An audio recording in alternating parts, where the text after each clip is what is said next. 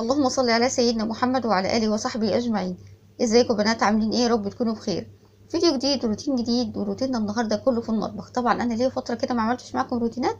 النهارده بقى قررت ان انا اعمل معاكم ايه؟ روتيننا النهارده هيبقى كله في المطبخ. طبعا هنجهز الغدا مع بعض، شارين شويه حاجات كده من السوق، وكمان هنفرز المانجا. طبعا المانجا ليها كذا طريقه للتفريز، النهارده بقى هنفرزها باسهل طريقه وطريقه مضمونه جدا جدا. طبعا قبل ما اشوف ده كله يشرفني طبعا اشتراككم في القناه لو كنتوا بتشوفوني اول مره. متنسوش اللايك والشير. بسم الله ونصلي على الحبيب المصطفى عليه افضل الصلاه والسلام. ونبدا بقى ونشوف اول حاجه كده جبنا ايه من السوق. طبعا انا كنت محتاجه من السوق خيار وطماطم عشان خاطر السلطه. انا عندي طماطم في الفريزر، بس ايه كنت محتاجه طماطم للسلطه.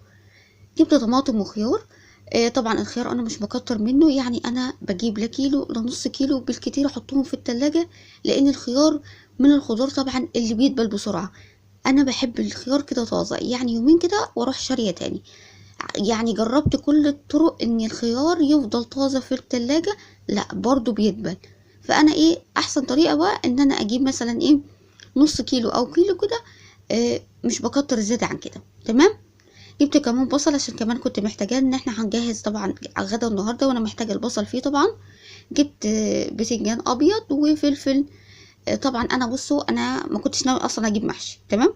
بس انا لما بلقى المحشي في السوق قصادي لازم بشتري. يعني الجو حر بس انا ايه بحب اوصل المحشي. ما علينا. جبت ايه تاني كمان يا بنات؟ جبت بطاطس، بس البطاطس اللي انا جايباها مش ناوي ان انا اقليها صراحه، لان البطاطس الموجوده في السوق اليومين دول ما تتقليش. تحطيها في الطاسه 3 4 دقايق تحسيها اخدت لون، ومن جوه لسه ما استوتش وقاعده نيه زي ما هي. فانا جايباها طبعا قلت ايه اعمل صينيه بطاطس بوريه، صينيه بطاطس في الفرن.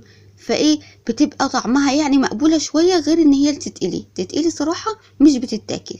وتروحي تسألي أي حد كده من البياعين يقولك ب20 و25 جنيه. طيب ليه؟ يعني هي المشكلة حتى لو البطاطس حلوة هنقول ماشي مش مشكلة. 20 25 جنيه، بس انتي بتجيب البطاطس أصلا ما تتاكلش. المهم ما علينا. جبت بقى هنا المانجا، غسلتها كويس جدا مرة واتنين وتلاتة. انا ما بحبش افرز المانجا سليمة زي ما هي. بعمل ايه بقى في المانجا؟ بجيب المانجا بغسلها مرة واتنين وتلاتة وبقشرها، وابتدي ان انا اقطعها زي ما انتوا شايفين كده، وابتدي احطها في اكياس تلاجة على حسب الكمية اللي انا عايزاها. طبعا انا مضمنش المانجا فيها ايه من جوه، فعشان كده انا ما بحبش ان انا افرزها سليمة. وكمان بتاخد مكان في الفريزر، انما كده ولا هتاخد معاكي مكان في الفريزر، وكمان اسهل. يعني هتطلعي الكيس من الفريزر تسيبيه يفك شويه، بعد كده تحطيه في الخلاط وتحطي طبعا الميه وتحطي السكر والف هنا. سريعه، بدل ما لسه بقى هطلع المانجا سليمه زي ما هي وابتدي ان انا اقشر.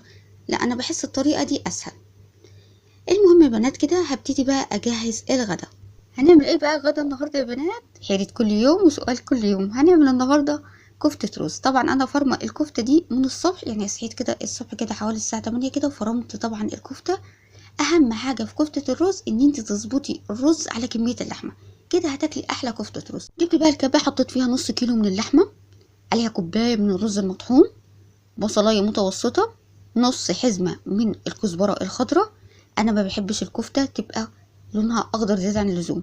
وكمان انا بحس لما بتزودي كزبرة او بقدونس او شبت زي ما انتي بتحبي طبعا، بحسها بتفك ايه الكفتة.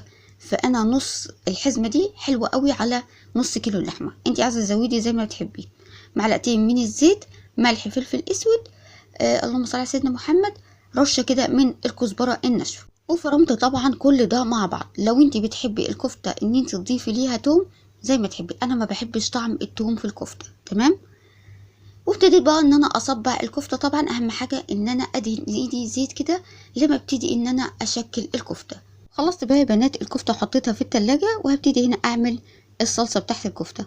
عندي بصلاية كبيرة مفرومة ناعم، رشة من الملح، معلقة كبيرة من السمنة. سبت البصلاية دي لحد ما تاخد لون دهبي بسيط، نزلت عليها بعصير الطماطم، ربع معلقة من الفلفل الاسود، ربع معلقة من الكزبرة الناشفة، ظبطت الملح. هسيبها بقى لحد ما تغلي، وبعد كده هدي النار واسيبها لحد ما تتسبك. على الناحية التانية ابتديت ان انا اقلي الكفتة. طبعا يا بنات الكفتة مش بتاخد وقت خالص في القلية، والناس كتير بتقول ان الكفتة اول ما ننزل بيها في الزيت بتكش. هقولك بقى على طريقة ما تخليهاش تكش. اول حاجة لازم الكفتة تتفرم كويس. اتفرمت كويس. بعد ما تتفرم لازم اخدمها كده كاني بعجن عجينه، اعجنها كويس. وكمان يا بنات اول ما اجي اصبع الكفته لازم افردها كويس، يعني في ايدي كده اعملها كوره، وبعد كده ابتدي ان انا افردها صوابع زي ما انتوا شايفين اهو في الزيت. وابتديت ان انا ارفعها من الزيت، لونها حلو قوي كده، ولا كشت ولا فكت ولا اي حاجه. لان طبعا يا بنات مقادير الكفته مظبوطه جدا، يعني كميه الرز مناسبه مع كميه اللحمه. يعني نص كيلو اللحمه حطيت عليه كوبايه من الرز، وده مناسب جدا. هنا طبعا الصلصه بتاعت الكفته اتسبكت، ابتديت انزل عليها بكوبايتين من الميه. بعد كده ظبطت الملح وسبتها لحد ما تغلي، وبعد كده نزلت بالكفتة. هسيب الكفتة كده حوالي 10 دقايق كده، وما تقلقيش مش هتفك ولا اي حاجة، وهتطلع معاكي احلى كفتة رز. هنا طبعا هبتدي ان انا اعمل الرز. اخدت كده حوالي ربع كوباية من الرز، حمصتها الاول كده في 3 4 معالق من الزيت. بعد كده نزلت بباقي كمية الرز.